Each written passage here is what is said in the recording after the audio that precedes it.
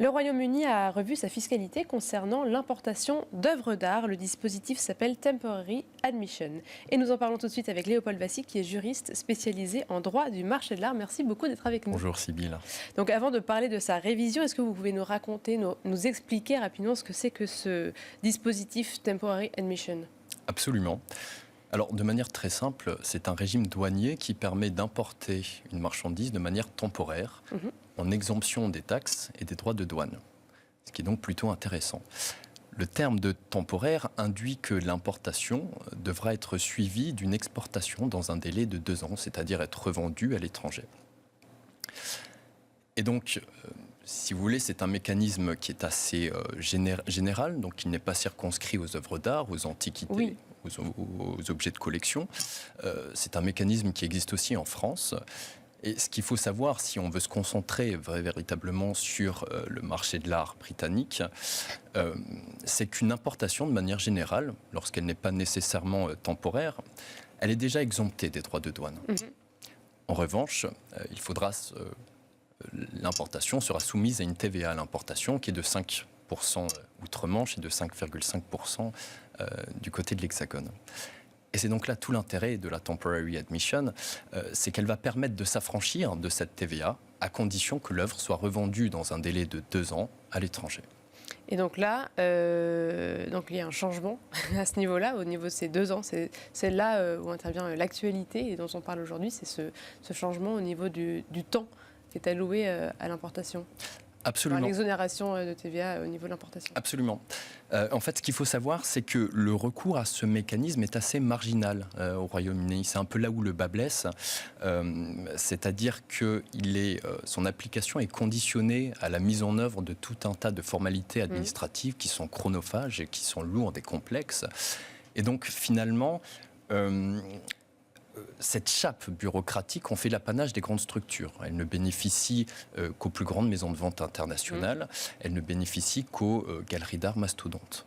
Et donc, le 12 mars, le secrétaire de l'échiquier au Trésor du Royaume-Uni, qui est James Murray, a annoncé une refonte de ce régime douanier. L'idée est de rendre plus attractif, en fait, ce mécanisme. C'est une refonte qui devra intervenir a priori cet été, et qui comporte 2 évolutions.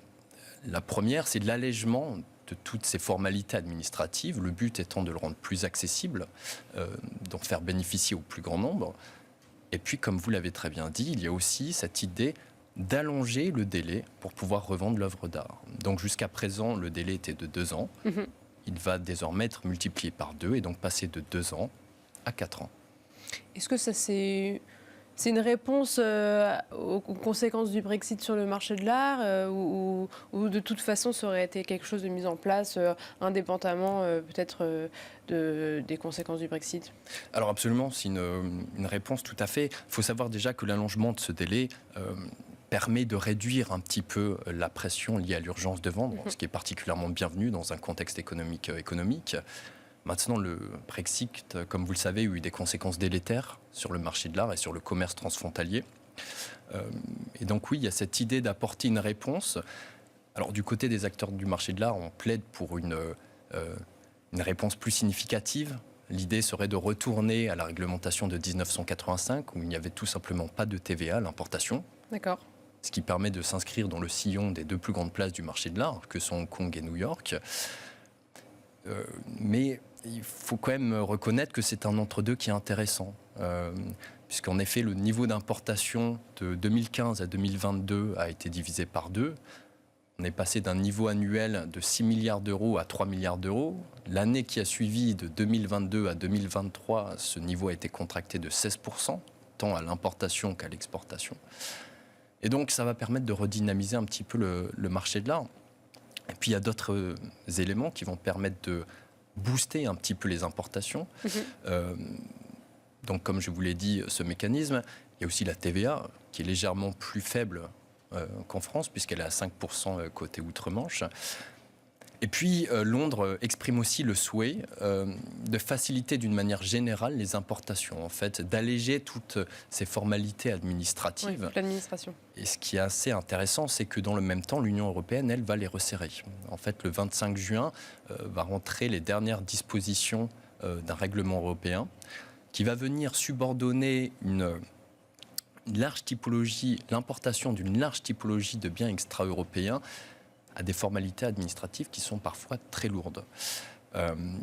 Et donc, si vous voulez, la finalité du texte, qui est tout à fait louable, qui est même nécessaire, puisqu'elle s'inscrit dans cette idée de protection du patrimoine, de lutte contre le trafic de biens culturels, de lutte contre le financement du terrorisme.